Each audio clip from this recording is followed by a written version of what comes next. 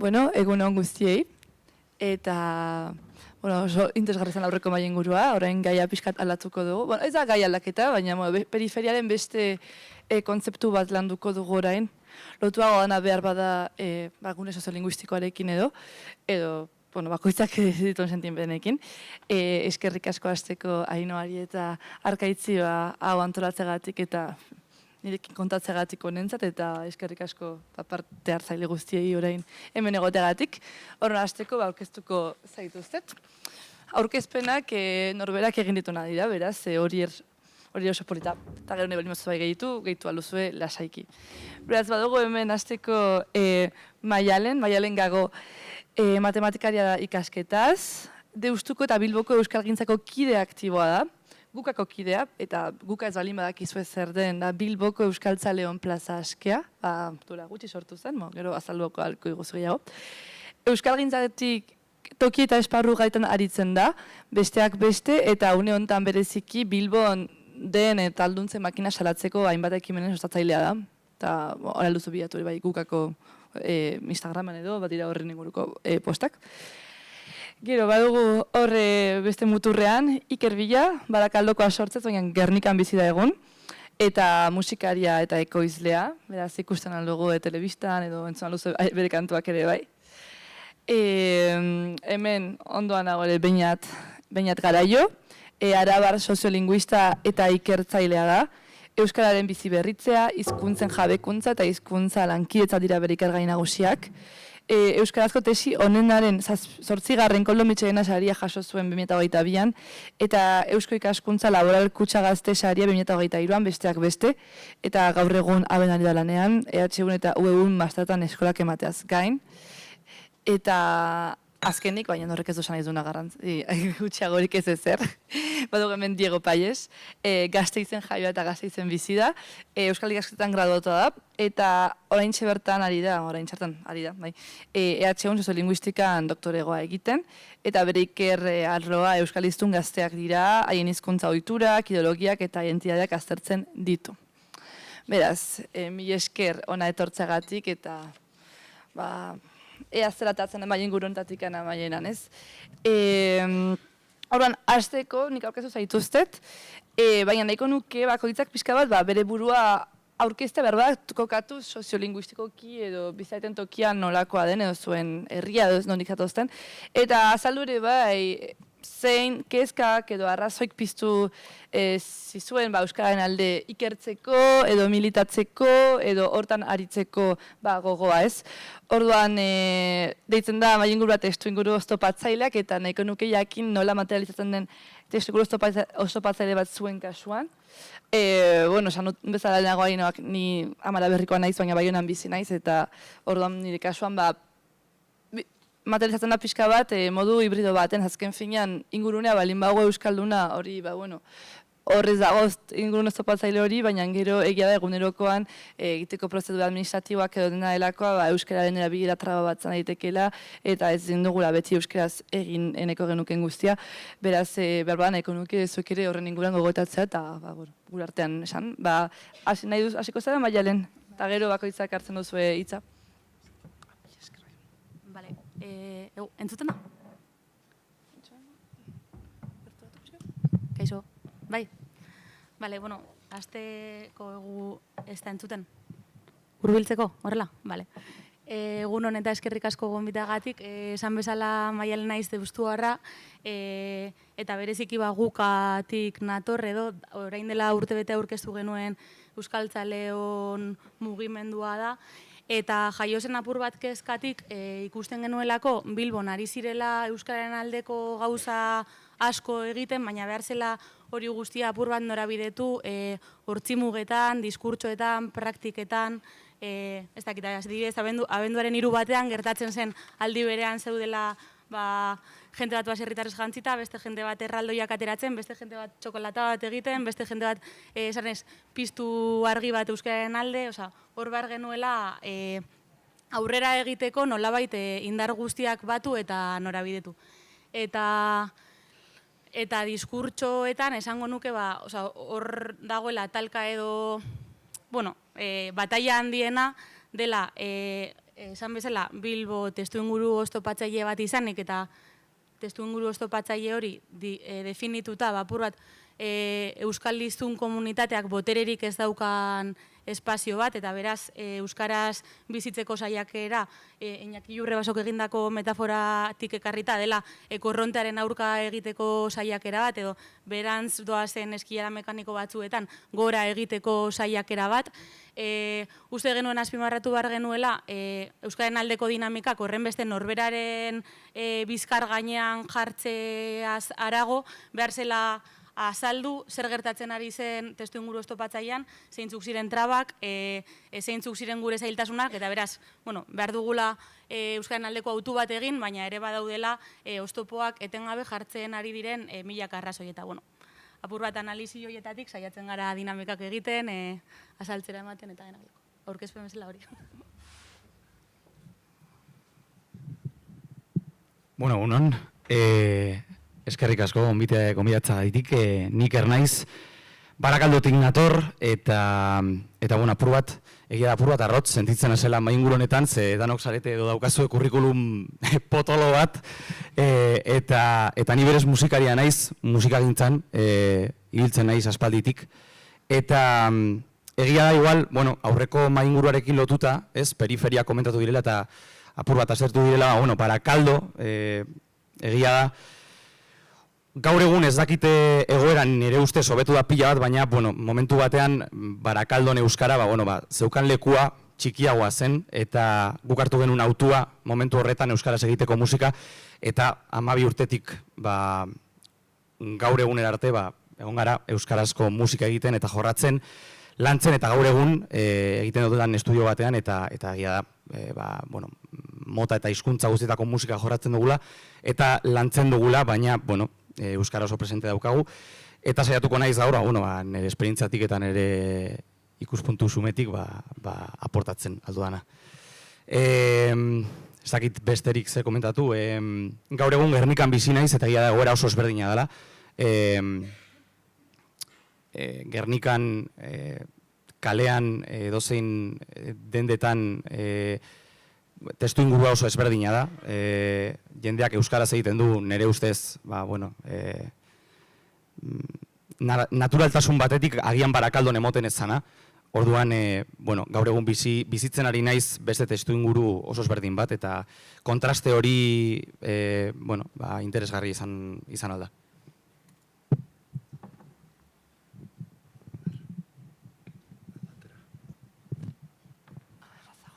Aterako dut, orain, entzuten da? Bai, aterako dut zuzenean eta listo. Egunon guztioi, lehenik eta behin eskerrik asko antolatzaileei gonbidapenarengatik, eta, barkamena eskatu nahiko nuke justo lanbolada handian abilelako, orduan ez naiz asko egongo hemen, baina horrekin ez dut esan nahi nire denbora zuena baino preziatuagoa denik, baina gaurkoan horrela suertatu da. Eta asko pozten naiz, Izaskun Arrue beteta ikusteagatik, eta hainbeste aurpegi ezagun ikusteagatik. Eta gero kurrikulumaren zure iruzkinari dagokionez, egia esan ez naiz estandako epaimaia, eta agian galdetu beharko litzateke zer den baliagarriagoa edo baloratuagoa, orduan, uste dut denok daukagula zer kontatua, eta ea ze ateratzen den mahai inguru honetatik. Nire testuingurua azkar aipatzearren, ni Gasteiztarra naiz, bi gurasoak Euskal Herritarrak, ama arnaz gune batekoa, eta aitak gu jaino baino lehen ikasi zuen gurekin euskeraz egin ahal izateko. Orduan, testuinguru oztopatzailea bai, Gasteiztarra garelako anaia eta biok, baino etxe militante batekoak, ereduan ikasitakoak, orduan zalantzak sortzen zaizkit, ea testuinguru oztopatzailea ea ze puntutan, baina gero bizitzan zehar egoera ezberdinak sortzen dira eta oztopoak batzuetan areagotzen dira, beste batzuetan jeitsi, eta ni adibidez aktibatu nintzen, Estatu Batuetara joan nintzen boizira Erasmus moduko bat egitera, ordura arte ni nahiko kolokialki esategatik nahiko pasotan nintzen euskararekin, eta bertan ikusi nuenean benetako testuinguru oztopatzaile bat, eta nola saiatzen ziren beraien ondarea, hizkuntza, nortasuna zaintzen, hor ja pixka bat espabilatu nintzen, eta orduan hasi nintzen hemen militatzen, eta diez nire lehenengo pausoak Gasteizko Kafe Antzokiaren plataforman eman dituen, orduan, bueno, pixka bat erroetara itzultzea bezala dau. Eta hori, eta gero saiatu izan naiz lagunekin batera, testuinguru oztopatzaile hoiei beste testuinguru bizigarrigo eta errezago bat eskaintzen, ez? Eta agian gehiagotan aipatuko duan zerbait da, hori, testuinguru oztopatzaileen barruan dagoen aniztasuna, ez? Eta zenbat testuinguru oztopatzaile mota dauden, zenbateko indar dinamika eta joerak dauden, eta bueno, aniztasun horren aurrean ze erantzun egon daitezkeen, eta bakoitzak ze bide jorratzen duen. Momentuz horixe.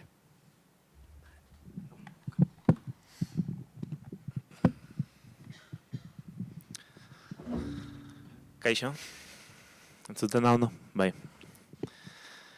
Beno, ni Diego naiz eta Gasteiztarra, maik aurkeztu nagoen bezala. Eta nire ibilbidea esateko, esan behar dut, nire familia ez dela Euskal Herrikoa eta Espainiatik etorritako migratzaileak izan zirela garaian. Eta hezkuntza sistema publikoari esker, bereduan ni sartzea erabaki zuten, baina ez euskaltzaletasunagatik, baizik eta lan aukerak hobetzeko diskurtsoa bazegoelako eta errealitatean oinarrituta badago. Baina nahiz eta heziketa euskaldun bat jaso eta euskal hezkuntza gisa jaso, ni oso decepzionatuta nago jasonen heziketa soziolinguistikoarekin. Izan ere, euskaren aurkako jarrerak oso nagusiak ziren edo aurkako jarrerak edo bestelako jarrera epelak. Nire ibilbidean ez bakarrik nigan, baizik eta ingurukoen artean. Eta oso euskaren aurkako iritziarekin atera nintzen hezkuntza sistemetik, gainera konturatu gabe ere, gauza naturaltzat. Zeren espaldin badago inolako heziketa soziolinguistikorik, ez familiaren partetik, ez gizartearen partetik. Orduan oso erraza da jarrera euskolfoboak bakoitza permeatzea. Eta zentzu horretan, Gasteiz bezalako testuinguruan, batez ere duela 30 urte, are oztopatzaileagoa zen eta are errazagoa zen horrelako gauzak gertatzea. Hori ere, oztopo bat da, ikasleen euskalduntzeari dagokionez. Gero Madrilera joan nintzen eta Madrilen nire Madrigo lagunek esan zidaten zu euskarafobo bat zara, zer gertatzen zaizu eta esan nuena bai. Orduan gauzak pentsatzen hasi nintzen pixka bat, eta euskaldunak ezagutzen, eta euskararen mundua beto ezagutzen. Eta orduan motivazio handi batez, nire burua euskararen munduan murgildu nuen, eta txipa aldatu, erabat. Orduan zer eta non bukatu naiz, non eta hemen, gaiari buruzko ikerketa bat egiten, zeren hasteko asko disfrutatzen dut, eta bestetik uste dut oso behar sozial handia dagoela. Ez euskararen abantzamendurako bakarrik, baizik eta euskararen komunitatean dauden edo sartu nahi duten guztien ez dakit nola esan ongizaterako edo hezkuntza eta ikerketa soziolinguistikoak oso garrantzitsuak direla uste dudalako. Eta hori dela eta, apunte txiki batekin bukatu nahi nire aurkezpena, Beñatek eta Maik pixka bat esan dute, baina testuinguru oztopatzaileak ez dira gutxi batzuk bakarrik, baizik eta Euskal Herri osoa testuinguru oztopatzaile bat da. Euskaraz hitz egitea, euskara hutsean hitz egitea debekatuta edo ezinezkoa den bitartean. Naiz eta, mailak dauden eta horri bueltak ematen saiatuko garen hemen. Mila eskertzun aurkezpenengatik. Eta, bueno, azkenan hemen balio dona da bakoitzaren esperientziak eta hori da oroitarazta ere testu inguru bakoitza desberdina eta ez dagoela testu inguru soziolinguistiko homogeneo bat, egon daiteke auzo batean hainbat aldaketa, noski egon daitezke orokorkeria batzuk, baina orduan bakoitza arituko da bere esperientziatikan eta oroitarazi nahi dugu, esan duen bezala Diegok eta bestek esan duen bezala izan daitezkena edo zein zaineteke testu inguru oztopa izan eta azkenean ez altzara bizi hoi hartzunen, baina euki naizta euskaraz jakin, euki jarrera euskarafoboak eta jenda ez kontuatu behar da kontzientzia horretaz, hori ere oso subjektiboa dela. Baina segituko dugu. Eta ekarriko dut beinatzuk esan zenuen zera bat, elkarrizketa batean. Orduan, esan zenuen erantzunetan behin, zer zan pixka bat, ze behar zen testu inguru on bat entzatezateko arrakastatxua eta honakoa esan zenuen. Hartutu zure hitzak, Adibidez, Araban proportzionalki igoera esanguratsua izan da, euskararen igoera. Horrek azaltzen du bizi berritze prozesu arrakastatxua izan daitekela ofizialtasuna, baliabideak eta gizartean onarpena elkartzen direnean. 3 alderdi horiek ez daudenean, eskualdean Nafarroako eremu ez euskaldunean bezala datuak nabarmen okerragoak dira. Mariatu nuen egia esan erantzun hori, hala ikusten honen, eta uste 3 koktel hori egia izan daitekela. Aipatzeko pixat nik egin dudana, nik ikertut eskualdea, zazki, beraz, aipatzen zenuen, eta egia da. Azkenan horitu behar dugu, eta uste hori garrantzitsua dela hemen gauden guztientzat, nahiz da aipatzen ditugun testu soziolinguistikoak, nik euskara ez dela ofiziala Euskal Herri osoan, eta Nafarroan eta eta Ipar Euskal Herrian ez da ofiziala, eta horrek horren oztopo askoz gehiago jarriko ditu, bai burokratikoak, bai orokorrak. Eta nik hori ikusi nuen, behaz, bamean gazte batzuk elkartzatu nituen, eta ikusten nintzen oso motivatuak, baina azken finean ere aizierako kontrako jarrera bat eukitzen, baina meremoan, gizartean onarpena, jendari zaila asko inporta euskera, batzuk bai, baina, baliabideak gutxi, eta ofizialtasunik ez dago. Orduan, hor adibidez, formula hori pixkat komplikatua, badira herri mugimendutik etorri behar den, herri dinamikak, badira, nik gaztetxekoak elkartzatu nituen, eta gaztetxekoak bazuten gogo handia, baina noski horrek gero oztopoarekin, erraldarekin topo egiten zuten, eta gehienak adibidez lortu nituen euskaldu gehienak ziren ikastoratik etorriak ez publikotik, horrek ere, aldatzen da, hemengo testu inguruarekin, ez dago murgiltzere du publikorik, beraz gazte euskaldunak, adizenak euskara segunderokoan, Baionan horri inguruan kasu hortan ziren gehien bat ikastolakoak, baten bat topatu genuen elebidunekoa, baina egia da askoz komplikatuagoa zela hori eta orain hori saiatuko naiz ere lortzen ikerketan.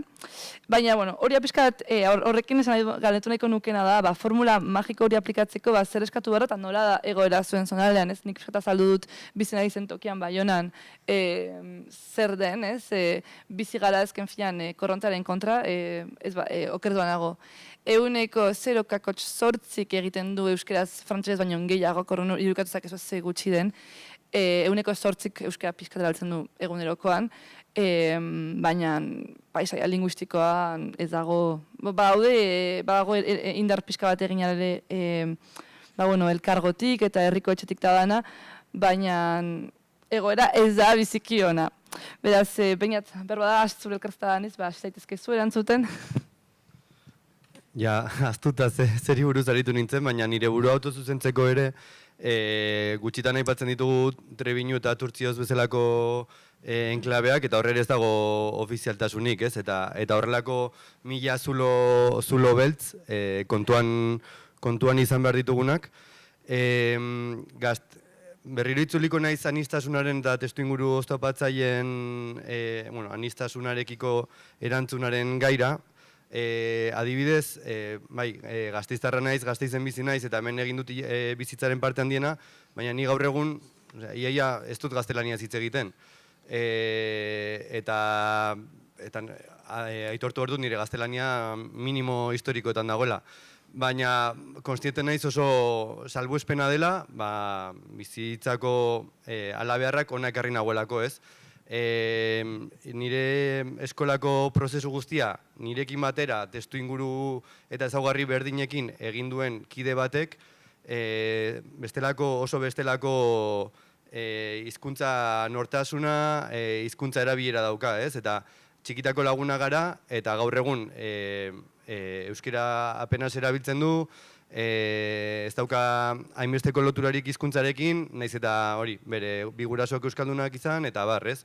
Orduan, horrekin esan nahi duena da, hori, naiz eta baldintzak berdinak izan, edo testuingura berdinak izan, gero bizitzak bidez berdinetatik zaramatzala, eta adibidez, tesian Gasteizko bi eskola segregatu aztertu nituen, eta berdina ikusten zen. Etxean euskeraz hitz egiten zutenak zeuden, gaztelaniaz eta atzerritar, euskal herritar berriak zeuden, eta bereien gan ere ikusten zen izugarrizko anistasun hori, ez?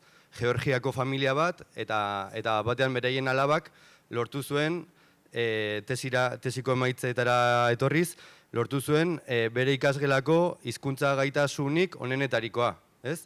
Eta bera baino desentez berago etxean euskeraz egiten zuen haur bat, ez? Eta honekin esan nahi duena da, horrelako testu inguru anitz batean, sorpresa handiak hartu daitezkela eta kontutan hartu behar direla elementu asko, ez? Eta elementu batzuk aipatzearren eta ja mairen galdera edo iruzkinetara eitzultzearren, nolakoa den bakoitza, bakoitzaren gaitasun linguistikoak, bakoitzak nola erreakzionatzen duen estres linguistikoaren eta neke linguistikoaren aurrean,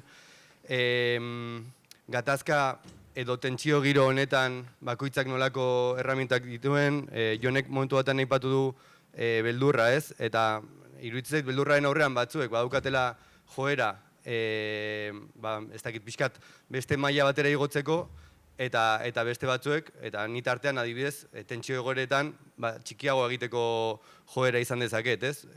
Orduan, hor ere bakoitzak nola reakzionatzen duen, asko insistitzen da, eta adibidez Iñaki Jurrebasoren tesiaren kasuan, gaitasun erlatiboaren garrantzia, ez? Zein hizkuntzatan moldatzen garen hobeto, horrek markatuko duelako zein hizkuntzan hitz egingo dugun lehenengo hitza edo tentsio egoeretan edo zalantza egoeretan zein hizkuntzarekin jarraituko dugun, erabiltzeko ze aukera ditugun, gure nortasun linguistikoa, eta nortasun linguistikoaren barruan sartzen dira gure referenteak, gure kulturarekiko atxikimendua,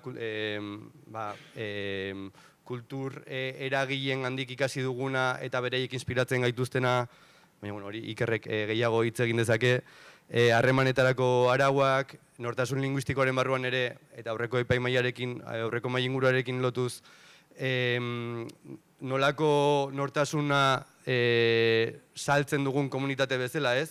Ea ikusten dugunean arrazializatutako norbait, ea identifikatzen dugun guk euskaldun bezala, eta ea horrek errazten duen imaginario kolektibo zabalago bat edo txuriz osatutako hiztun talde bat, eta momentuz, eta bar, eta momentuz hemen utzikot.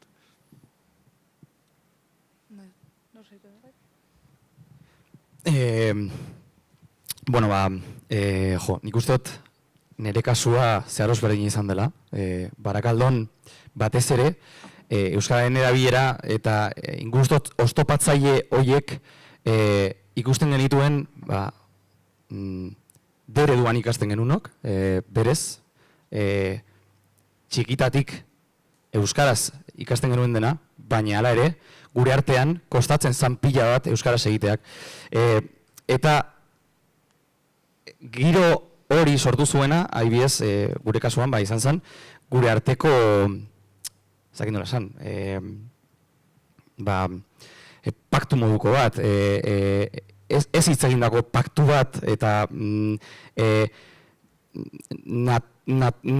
naturalizatu zen gauza bat denborarekin. Adibidez, justo, latzean dago Mikel gero urrengo mainguru batean parte hartuko duena, Mikel nire kuadriakoa izan da, betidanik, eta Mikelek gazteleraz eta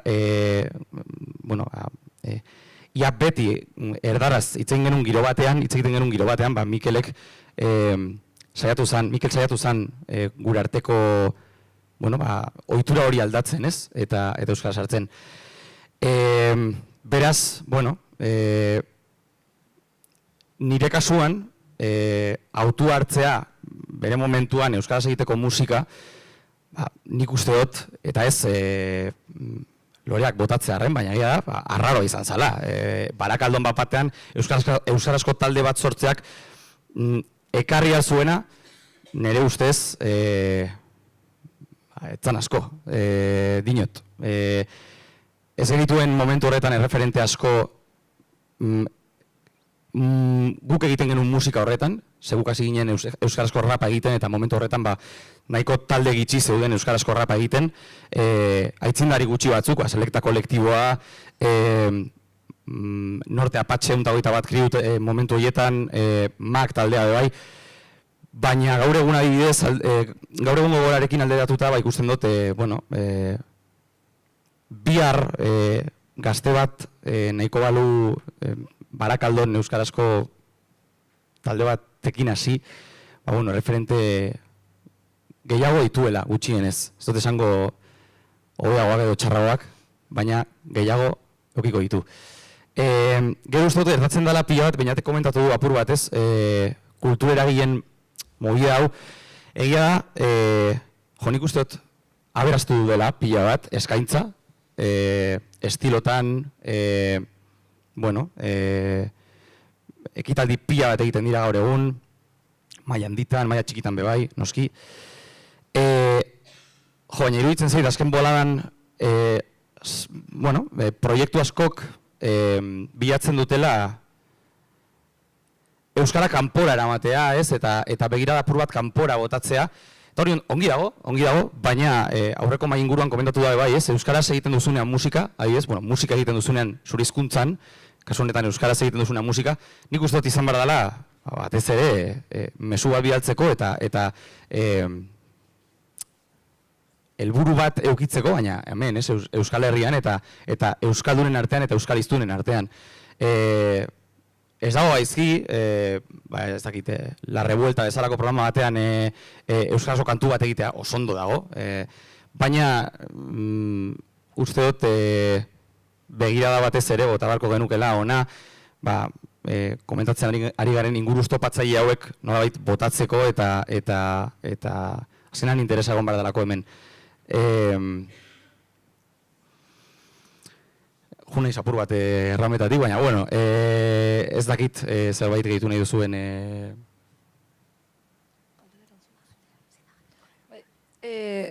Galdera zen, zein dakoa da egoera zuen zonaldean eta hori, ofizialtasuna baliabideak eta gizartean onarpena elkartzen diren zaudeten zonan eta pixkat ere esperientzia hori eskolakoa esan du, bai?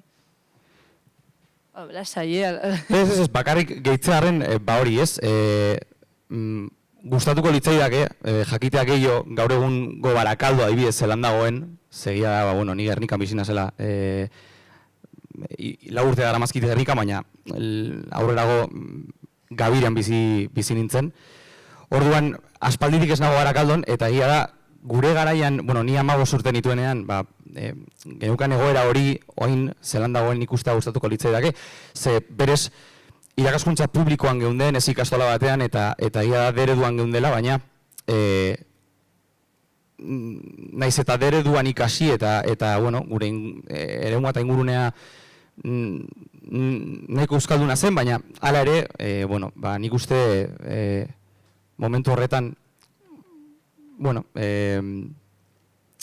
hori ez, utxune nahiko potaurak zudela oraindik. Gaur egun, egia esan, ez dakit, gustatuko litzaidake jakitea, baina ez dakit, beraz. Ados, gehitzearen, gukatik definitu Bilbo, erdalduntze makina handi bat izango balitz bezala, apur bat saiatzeko problematizatzen, euskera euki dezakeen edo ikasi dezakeen edo inkluso erdalduna ere den horrek bizi duela prozesu bat erdalduntzera daramana eta komunikabide sistema erdaldunagatik, aisialdi eskaintza erdaldunagatik, bost mekanismo edo identifikatu ditugu horien ganako alternatiba bat ere planteatzen ari garelako, baina nola bilakatzen den pentsa ezina ere spinning bat euskeraz egitea edo dena helakoa. Orduan, bakarrik hori dinamika hori azaltzearen eta adibidez nola den posible entrenamenduak euskera, erderaz izatea eta nola horrela erdaldundu egiten den gizartea edo bilbotarra eta hori.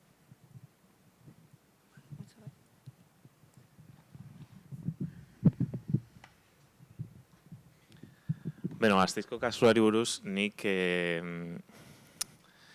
egia esan periferia eta testuinguru oso batzaile gisa ikusten dut askotan, baina oso testuinguru privilegiatua beste zentzu batean. Zeren, eta horri buruz hori komentatu nahiko nuke, ofizialtasuna daukagu, hasteko, eta horrek ez du besterik gazte euskaldun edo euskara gaitasunak dauzkaten gazteak sortzen urtero, baizik eta euskaren aldeko nolabait diskurtso sozialean adostasun moduko bat lausoa, baina hor dagoena, euskararen aldeko gauza batzuk onargarriak direla eta desiragarriak ere bai. Orduan, abentaio hori ikusten diot Gasteizi, gainera ez daukagu geografikoki inguru gertuan, geure burua konparatzeko ingurune euskaldunagorik, eta beraz, nire ustez, aurre iritzi Bilbok izan ditzakeen kontraste horiek ez dauzkagu. Eta erreferente gure lurraldean izateko aukera daukagu. Eta, baina, hori kenduta, hori oso garrantzitsua da nire ustez, baina hori kenduta, eta, azken hamarkadetan, nire esperientzia pertsonalean, euskaren aldeko kultura esena, onargarritasun publikoa, horrelako gauzak asko hobetu dira. Baina, beste fronte batzuk irekita daude, lehen aipatu den bezala eskailerak bera egiten du, gora egin nahian gabiltzala, eta balantze orokorra nik ez dakit hain positiboa ote den, zeren kulturaren bilakabide eta bilakabide politikoetan akats handiak oraindik badaude.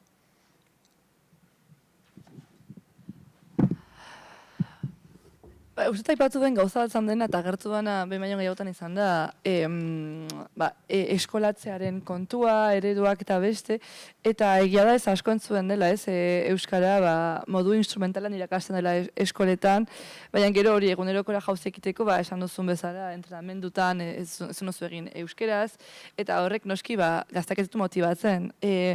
Adibidez, badago ikerketa bat egin zuna Etxepare Lizeoan, horako eketa motz bat soziolinguistika aldizkarian, eta Etxepare Institutuan adibidez, eta hor ikusten da hizkuntza jarrerak ere ez, Etxepare Institutua da Ipar Euskal Herrian dagoen, murgiltze sisteman dagoen, hemengo batxiergo bezalako lizeoa, eta ez da publikoa, baina bertan ari dira ikaslak hain hartan euskeraz, teorian, gero entzun dira beste iritzi batzuk batez ere Baiona inguruan, baina aipatzen zuten haiek hain hartan zuzela euskeraz, eta batez ere klasetik kanpo jotzen zirela egitera bertsolaritza edo euskal dantza eta horra izirela euskeraz, baina eremu hortatik kanpo haientzako zuzenean ituzela frantsesez hori etzelako haik ez zelako hori lotzen euskerarekin, nahiz eta beharra da euskeraz jakin edo aurre iritzi hori bat zegoen.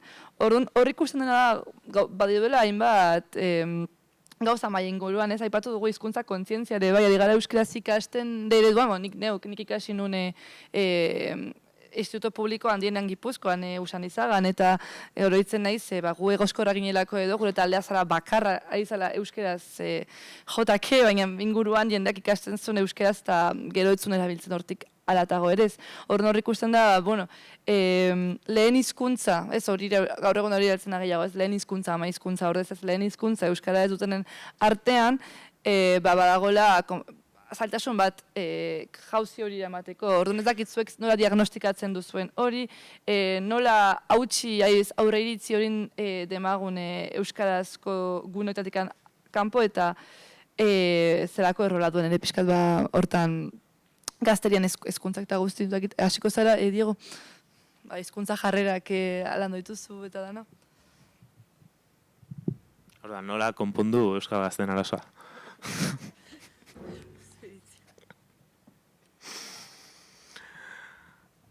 Ados, faktore gehiagik daude eta gehienak eskapatzen zaizkit. Baina,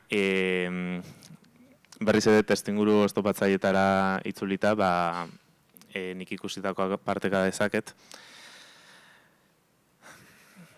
Egia da, oztopo motak askotarikoak dira testuinguru oztopatzailetan, euskagu oztopo instituzionalak, euskagu demografia kontu hutsak, besterik gabe oso zaila dela pertsona askorentzat, harreman sareak euskaldunekin egitea.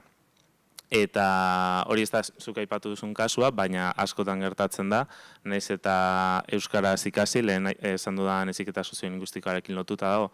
Ez baldin baduzu sekula ikusi, ez badituzu ikusi, bi gazte beren artean euskaraz egiten, zure euskarari buruzko pertzepzioa oso desberdina izango da. Ez baldin baduzu euskara testuinguru formal batetik kanpo sekula entzun, gauza bera. Eta hori, ia pertsona askorentzat araua da.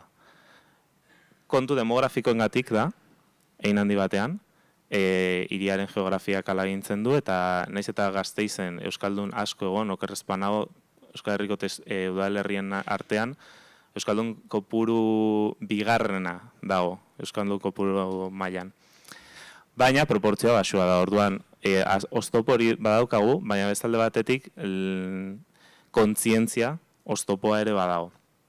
Alegia, oso zaila da, harreman zaren autonomo edo espontaneoak ez dauden lekuetan, horrelako kontzientzia sortzea, non gazteek esan dezaketen, egingo dugu, liseotik kanpo ere, zergatik ez. Orduan, zein izango litzateke gako bat, ikerketa batzuen arabera, kontzientzia oso garrantzitsua da, testuinguru oztopatzailetan, euskararen erabileraren aldeko jarrera izateko, eta hor berriz, heziketa soziolinguistikora itzultzen gara. Kontzientzia esan dudanean, esan nahi dut, euskararen egoerari buruzko kontzientzia, eta dagoen prozesuari buruzkoa, jende askok, euskarara, ez dakit nola esan, gutxitze prozesuaren ikuspegi oso argirik ez daukate, agian gehiegiaz hausnartu ez dutelako. Baina ez dute bere burua horretan kokatzen, ez dute irudi argi bat, eta orduan ez dira inola interpretatuta sentitzen, baina ez autu propio batik, baizik eta heziketa soziolinguistiko hori jaso ez dutelako. Testuinguruagatik, baina eskola, familia, lagunarteko heziketagatik.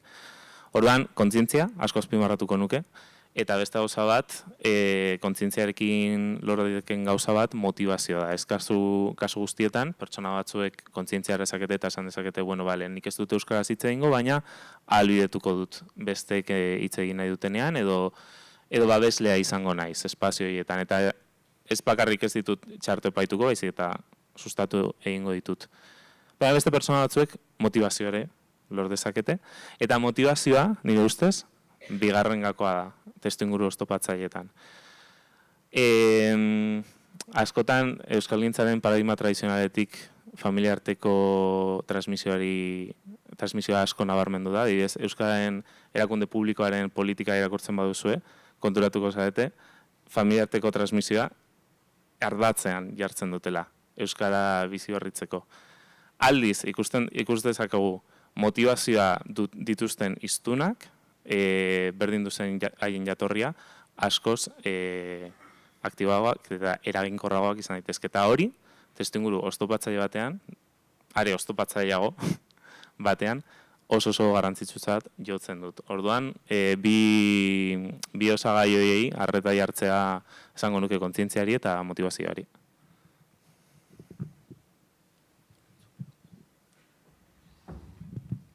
Nik indartuko dut apur bat bota duen ideia. Lehenengo privilegioen ideiatik tiraka, apur bat kritikoa naiz euskera eta privilegio lotzen den zera horrekin.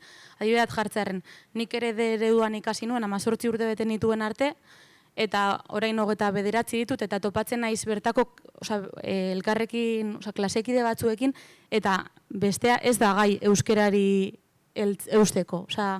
11 urtetan galdu du gaitasuna, erosotasuna dena delakoa. Hor, nik esango nuke, nik heltzen dio dela, autu bat egin dudalako, espazio batzuk eraiki ditugulako, eta lehen eraipatuen periferia berri batzuk mantendu ditudalako. Beraz, hor, igual geroko eztabaidarako ere interesgarria izan daiteke hori. Apur bat topatzea hori, leku hori, eta gehiago lotzen dute eskubideekin. Euskeraz eroso bizitzeko espazioa izatea ez dakiz zer, gehiago dauka eskubidetik, privilegiotik baino, eta, esango nuke, testu inguru estopatzaian bi gauza behar direla nagusiki euskerak aurrera egiteko. Dela, ipatu dituzun horiek, azalduko ditut erantzeko, baina. Bata da, euskeraz egitea arrunta izango den guneak sortzea, eta bestea da kontzientzarena. Orduan, euskara egitea arrunta izango den guneetatik tiraka, gune horiek botere gero eta gehiago baldin badute, hobe. Ez dakit, deustun dago, 400 nerabe batzen dituen futbol talde bat. Futbol talde horrek dela gazte horientzako bere biziko espazio bat, bere bizitza hortik pasatzen da, bere entrenatzaia munduko gauzarik onena, eta ez dakiz zer, euskeraz funtzionatuko balu, beste testu inguru batean egongo ginateke, baina hori ere erdalduntze makinaren mekanismo bada, ulertzen delako futbola gaztelania edo. Eta gero, bigarrena, motivazioarena edo atxikimenduarena edo, uste dut dela bere biziko beste esto. Apur bat azpimarratzea, euskeraz bizitzea ezinezkoa izango den artean, egin dezagun autua, oraindik ere erabakimen osodun eta pareko pertsonak ez izateko, eta estres linguistikoa pairatzeko, eta horren aurrean tinko mantentzeko, eta horren alde egiteko, eta orduan esango nuke bi hoiek behar direla. Eta hemen ere, lehen aipatu, dago debate batez, claro, nik uste dut privilegiatua garela mozorratu gaitezkenean erdaldunez. Nik ditut bi aukera, ez dakite, Bilboko kale nagusira salto egiten dudanean, edo euskararen aldeko autuan mantendu eta etengabeko talka batean egon, edo erdaldunez mozorratu eta beste privilegio batzuekin aurrera egin. Orduan, esaten dut ezin da alderatu euskaltzaletasuna eta feminismoa. Niretzako, apur bat berdina da. Gabonetako afarian, nire izebak esaten dianean, noiz eskonduko zara eta noiz ukiko dituzu seme alabak, nik ditut bi aukera. Konfrontatzea edo esatea, jeje, oraindik ez. Orduan, berdina da euskaltzaletasunarekin uste dut ez. Edo mozorratzen naiz, klaro, denok daukagun ez erdera, mozorratu gaitezke eta beraz, ez da pairatzen eskubide urraketa hori. Edo ez, orduan, hori, bi uste dut direla bideak hori.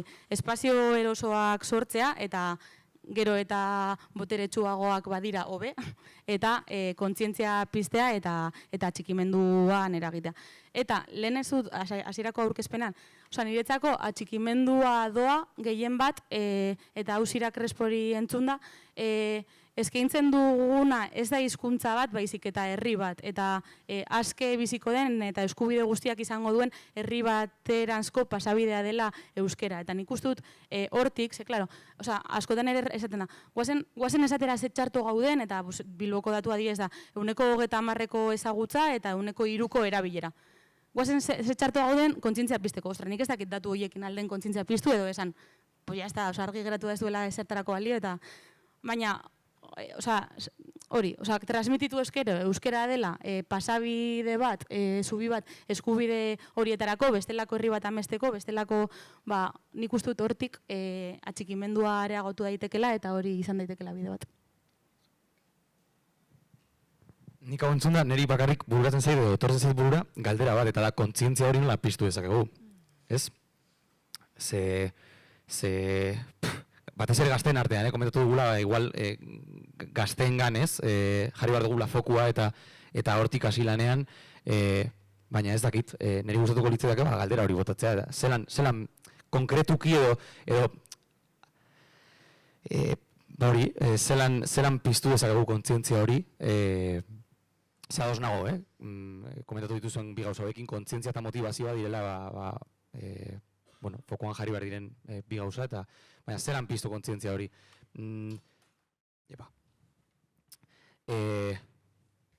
Erreferenten bidez, sare sozialekin, instituzioetan, ikastoletan, ikastetxeetan, ez dakit. Zenik ez dakit, horregaitik nabil botatzen galdera, pentsatu beharko nuke eta ikertu beharko nuke eta erreflexionatu apur bat, baina uste dut interesgarria izan aldala gauza horiek bilatzea eta gauza horiei izena jartzea, bai, ez dakit.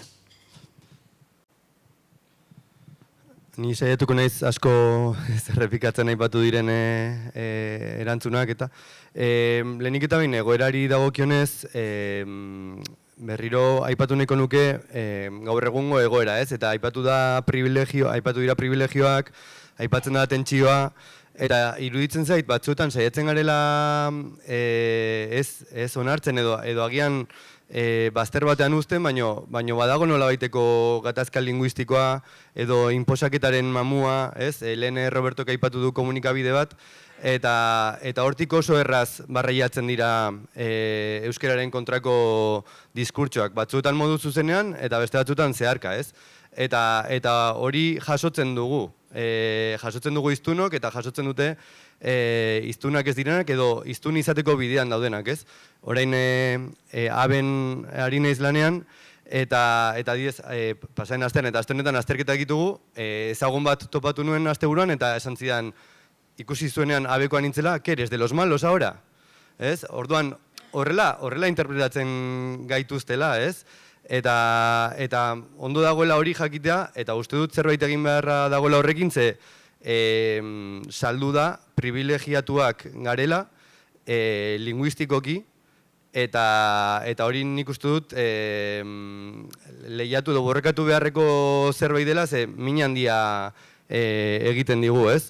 Gero, baina bai, privilegioak ditugu iztun bezala, badidez, gizon txuri klase ertainekoa naizen nenean, baina ez euskalduna izateagatik, edo bintzat ez hainbeste, ez.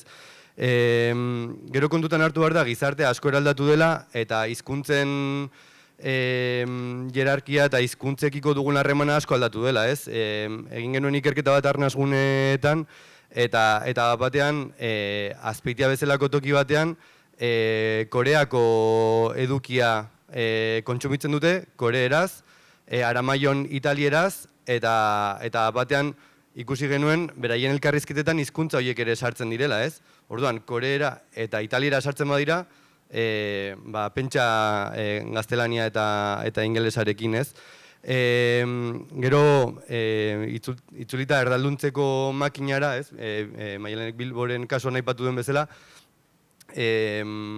okerrez banago, argitaratu zenuten grafiko bat, ez? Erdalduntzeko bideen inguruan Twitterren, eta niri ikaragarria iruditu zitzaidan grafiko hori oso adierazgarria da, eta Twitterren dago, orduan gomendatzen dizuet, honekin esan nahi duena da, isa, hori da, isa. Eta horrekin esan nahi duena da, arnasgunez kezkatzen gara, eta benetan asko dugu jokoan arnasgunetan, baina itoguneak ere badaude, eta horietan ere, horiek ere zaindu behar ditugu, eta itogunetan daudenei arnasteko aukerak eman behar dizkiogu, ahalik eta esparru guztietan, ez? Eta hor, nik uste dut, badaukagula zeregina. Eta irtenbideekin bukatzeko, Diegok aipatu du hezkuntza soziolinguistikoarena, ez bakarrik jakiteko zein den gure egoera eta nola kudeatu ditzakegun agertzen zaizkigun egoera linguistiko ezberdinak, euskalduntasun kontzeptu edo nortasun zabalago bat izateko, gero iruditzen zait, aipatu dugu aisialdia, ez? Eta hainbat udalerritan aisialdia euskeraz izateko bidean daude, baina komunitate osoak egin behar du, ez? Ez bakarrik bertako euskara elkarteak eta klub batek. Udalerria sartu behar da, euskara elkartea sartu behar da, aisialdiko eragileak sartu behar dira, eta bar, eta horretan dabiltza hainbat udalerri, baina hau orokortu behar da. Iztunek eta bereziki iztun gazteek behar dituzte euskaldun sentitzeko eta sentitzeko nortasunez eta sentitzeko erabileraz aukerak, eta adibidez Euskara Abenturan askotan ikusten dugu, etortzen direla testuinguru ezain euskalduneko edo testuinguru oztopatzailetako gazteak, eta batean beren iruzkina da, benetan, taldean tokatu zait bat euskeraz bizi dena, eta niretzako pentsa ezina da, ez? Eta batean dauka hilabete bat, bere urtean zehar egiteko aukerarik ez duena egiteko, eta pixka bat kokatzeko bere burua euskaldunen taldean, ez? Eta pixka eta aurreko mailinguruarekin lotuz, izan behar gara, nik uste dut, euskaldunak izan behar garela komunitate bat enfokatuta praktika komunitatera, hau da, euskaldun komunitatean sartzen denak, badaki, komunitate honetan euskeraz hitz egiteko aukerak dituela eta erraztasunak eta baldintzak izan behar dituela, eta baita harrera komunitate bat izan behar gara, ez? Orduan, nolabait, protokolo ez idatzi bat, protokolo mental bat, protokolo ideologiko bat izan, Euskal Herrira etortzen den edonor, edo gure hiztun komunitatera etorri nahi duen edonork, ateak zabalik izan ditzan, eta gure parte izan dadin lehenengo momentutik, eta aurreko mailinguruan esan da, gu pertsona gara ezer baino lehen, ez? Hainbeste krisialdi eta hainbeste krisi ditugun garai honetan, hainbat esparru ezberdinetan, batzuetan pentsatzen dugu lehentasuna hizkuntza dela, ez? Adibidez, anitzak antolatzen zenean Gasteizko hizkuntza aniztasuna saretzeko eta esaten genio, baina zehar izarete zuek adibidez Bulgariera sustatzeko edo Wolofa sustatzeko. Eta egin nahiko nuke, talde hau sortu nahiko nuke, klaseak eman nahiko nituzke gure seme-alabek ikas dezaten, baina esken nahi hilabete amaierara iristen, etxea dauka atitudez beteta, pitzadurez beteta, eta horri eman bari dut lehentasuna, ez?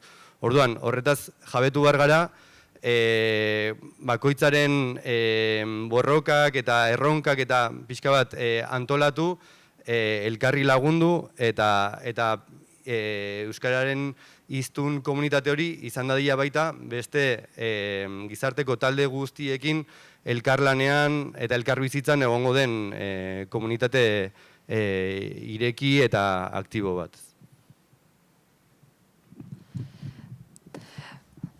Bai, bueno, aipatuzu hainbat gai, egia esan, eta oso interesgarria zen aurko ideia batzuk, eta gero lehenago atera den gauzat da arketipoaren kontua, ez? Azkenean, askotan, periferia, ez dela periferia, baina periferiako hiztunok edo, maiz ez dugu, euskaldun jator hori ere zerten profilatezen, eta aipatu duzu Maiaren feminismoarekin lotura, eta egia da, badagoela ez, trikoa esnatu da liburua, Lore Agirrek eta Idurrez Isabelek egin zuna ez, lotuz euskalduntasuna, euskararen burruka feminismoarekin, eta nahiko irakurta pertinentea da hori. Eta bertan esan zuten euskaldunaren arketipoa zala euskaldun jatorra, baserriko mutil txuri gipuzkoarra, itkazari dena, horren badago arketipo hori, baina hemen gaudenak, seguru nahi zentzen duzula zuen bizian noiz bait, euskalduna zara eta Bilbokoa zara, edo euskalduna zara eta Barakaldokoa zara, edo euskalduna zara Gasteizkoa, euskalduna zara Aldugurik, Iruñakoa, Baionakoa, hori uste entzun dugula denek, ez?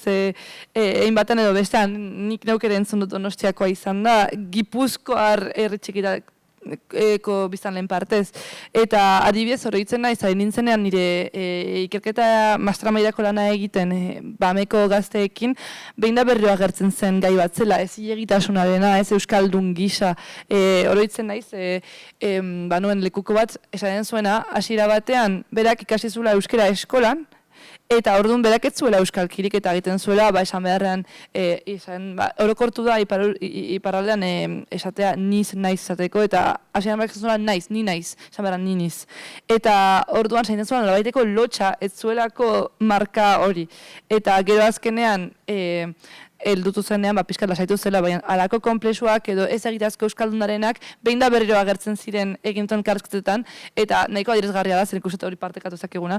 Orduan nahi nizuen galdetu, eaz, segoen itzoko dako espentza izan duzue, baina nola egin zakegun binomi hori gainitzeko, eta esan duzuen bezala ere, azkenean euskaldun gehienak hirigunetan bizi gara, ez dira bizi herrietan, eta nahiz da oso garrantzitsua da, arnasguneak aurrera egitea, noski guk ere barretu gure arketipoak eraiki. Orduan, hasiko zara Maialen? Ez dakit oso ondo zer erantzun. Niri bai gertatu zait, badibez unibertsitatera salto egitean, Gipuzkoarrek esatea, ez dizu, euskeraz egiteagatik. Hemen uste dagoela beste debate bat, ez dela, euskeraz txarto egin edo ez egitearen eta defentsa, eta, bueno, ez dakit debate hori zabaldu behar dugun orain, edo? Ez dakit horretarako den. Debate baino nagian baitere euskalkidun izatearekin, olako gauzak dira. Nik hori arkaitzekin ez da behatu nuen behin. Hau ikerlariok jakingo bezu beto. Esango nuke, Bilbok ez dauka euskalkirik, ez? Edo baturaz egiten dugu. Gehiago da, erabilera handia egongo balitz, hizkuntza moldatzen joango dela, arinagoa izateko, laborategi batean, ez, hitz batzuk asmatzeko saiakera egita baino. Askotan saiatu garelako gazte asambladatik eta, venga, duztuko euskalkia sortuko dugu eta, esan dut, ez du funtzionatuko. Orduan, niko esango nuke hemen debatea dela gehiago, etorkizuneko herri horretan, zein euskera nahi dugun, eta horretarako bidea zein den, orain zer dagoen ondo eta zer dagoen txarto baino, saltzen naiz. Uste dugu, euskera egitea askea, ofiziala, libra izango den momentu horretan ergatiborik gabeko euskera bat defendatuko dugula, edo ez. Nire ustez ez. Beste kontua da, horra heltzerainoko bidea zein den. Eta kuadrillan daukat heldu berri den katalan bat, eta oso trakets moldatzen da, eta ez diogu barrerik egiten, eta saiatu egiten da, eta ondo dago, eta ergatibo guztiak baiatzen ditu, eta hori. Eta gero beste gauza da, Carlos Iturgaitzek esatea baimena ematen badixaue, hori ezin da onartu. Niretzako hor gaude, boterea daukanak, erantzukizuna daukanak, baliabide guztiak bere esku izan dituenak, ondo egin behar du, eta bestea zigortu behar da. Eta gero beste gauza da, bestelako ibilbideak dituzten, bestelako trabak dituztenek, ze ibilbide egin behar duten, baina nora goazen ere bai, ez dakit. Bueno, nire ustez hor gaude. Eta gero ere, trikuaz natuan agertzen da beste, naturalizazioarena ere bada beste esto. Eta nire ustez hori nahi genuen apur bat ere azpimarratu erdalduntze makinarekin. Hemen ez da autu falta kontu bat bakarrik. Daude, erabaki pila bat, eramaten dutenak gure bizitzak erdalduntzera, eta erdalduntzen makina amatatzeko botoia batzuek izan badute. Eta naturalizazioarena ere bada niretzako beste... apur bat, aberia ideologiko bat dago euskararen, euskarari gertatzen ari zaion horretan, uste dut batzuetan.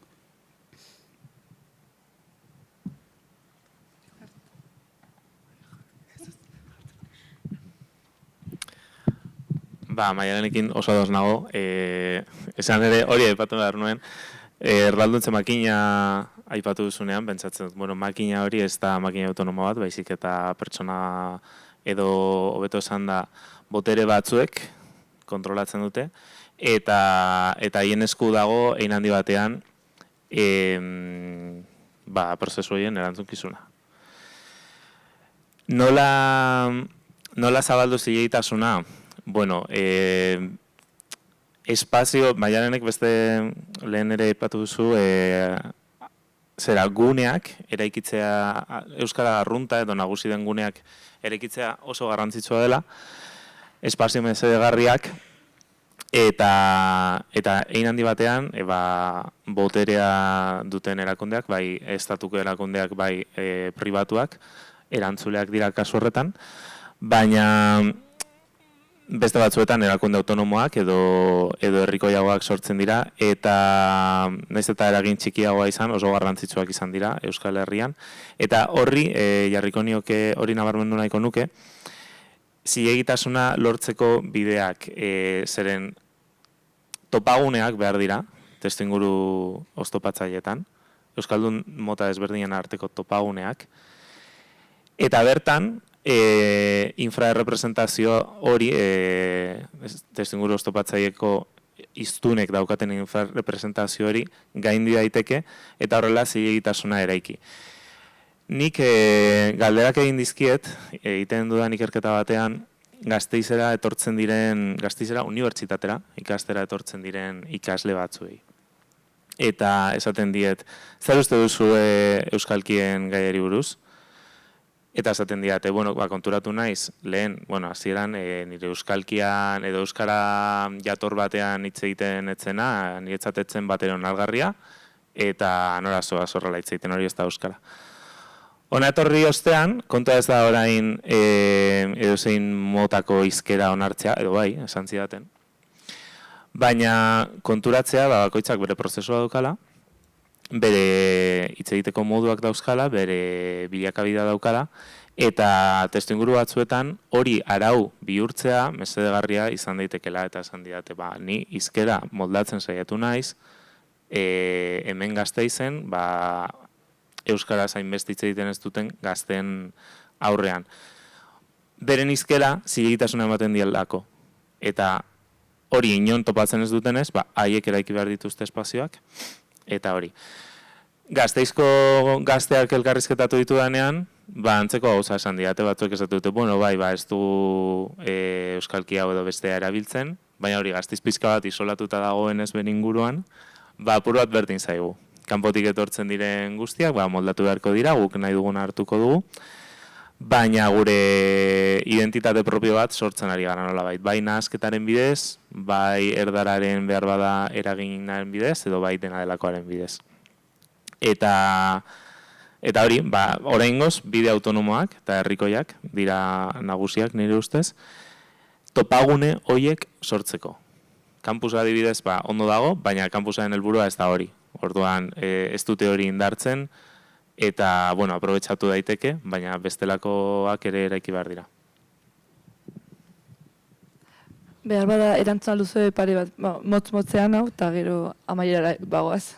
Ez dakit oso ondo zer gehitu, nahiko ados nago, Maialenek esan duen moduan, ustut gehiago pentsatu behar dugula zer nahi dugun etorkizunean, eta ez orain, hori ez, seinalatu eta esan, aizu, gaizki egiten ari zara, niri gertatzen zait, ni Gernikan bizi naiz orain, eta nire inguruko guztiek Bizkaiera zeite dute, eta niri askotan enbidia emate diate, ze ni batuera ikasiot txikitatik, egia da, gaur egungo nire izkeran, adoptatu ditu dela esamolde batzuk edo hitz egiteko joera batzuk, inkonstienteki, baina,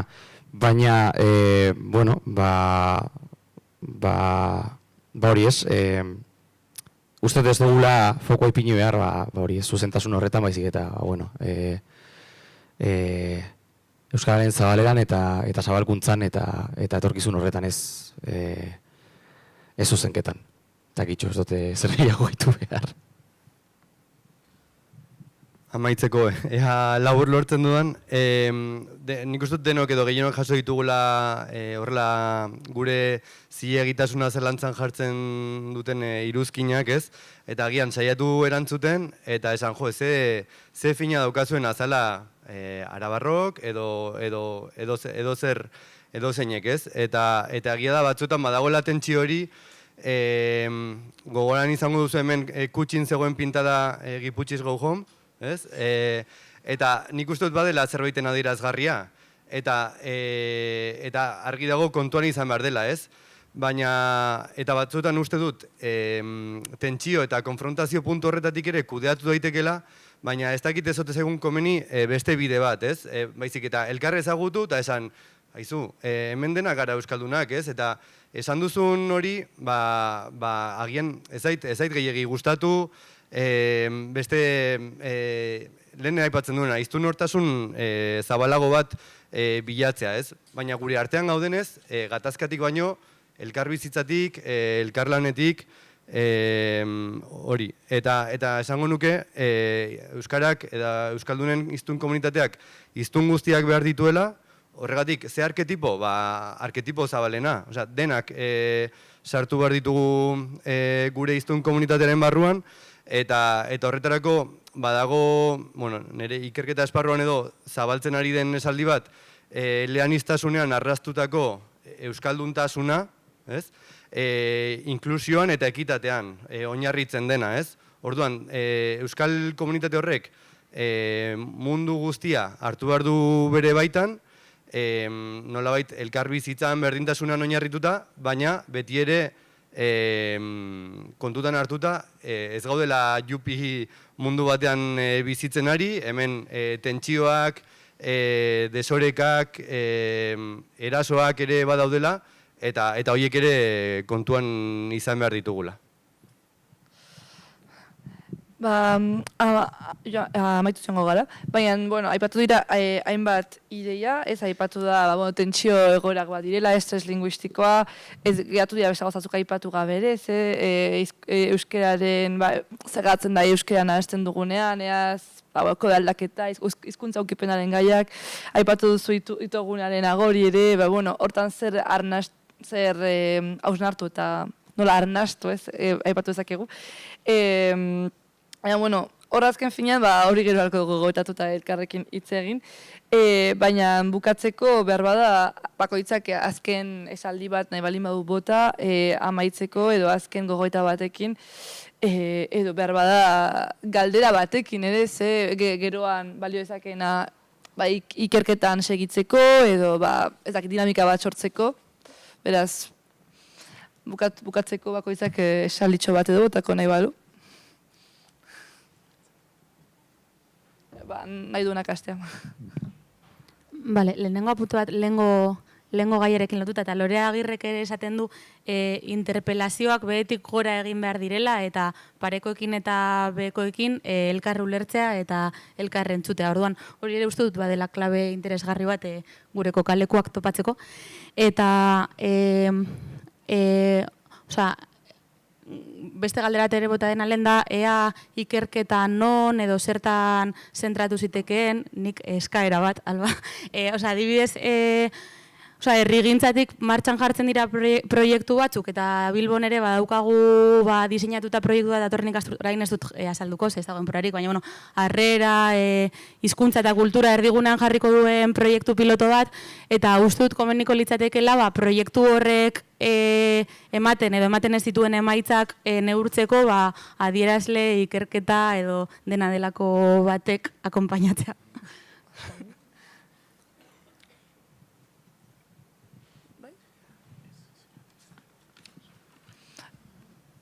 Leheno ikertzuk ere bota duzu ez, nola piztu kontzientzia, horren inguruan ere bada zer egin? Komentatu dudana, galdera hona dela, ez, zelan piztu kontzientzia eta aurreko mai inguruarekin berriz ere lotuz, periferian bizi garenok, badugula zer egin, ez, gure eguneroko bizitzan, eguneroko akzio txikietan, euskaraz egiten baldin badugu, eta gure artean euskaraz egiten baldin badugu, badalaia zerbait, eta askotan emoten duela ezetz, baina badela zerbait. Beraz, kontzientzia hori pizteko, danok egin aldugula gure mikromundutik zertxo bait, eta horrek lagunduko duela. Beraz, esterik ez. Hasierako hitzetara itzuliz, nik uste dut oso pozgarria dela gaur bezalako egun bat, edo jardunaldi bat antolatzea, eta erantzuna badatorrela hemendik. Ideiak, ekimenak milaka ditugu, baina agian egonkortasuna eta baliabideak falta zaizkigu, ze testu inguru oztopatzailea ere bada gure proiektuak aurrera ateratzeko baliabide eta gaitasun falta, ez? Orduan hori aipatu nahiko nuke. Testu inguru oztopatzaileei nola aurre egin, ez dakit, egia esan. Naiz eta kontzientzia eta motivazioa lehen aipatu ditudan, eta oso garrantzitsuak iruditzen zaizkidan. Baina, bueno, esango nuke,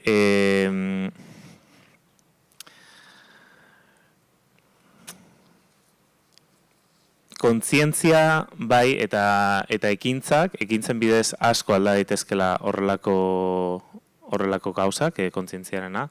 Ekintza horiek komunitatean egin behar direla, espazio anitzak sortu behar direla horretarako, eta dauden erronkak, ez dakit, apurka identifikatu, eta erronka horiek sortzen dituzten minak, adibidez identitatearena eta hori guztia, beti presente edukitzea komeni dela esango nuke.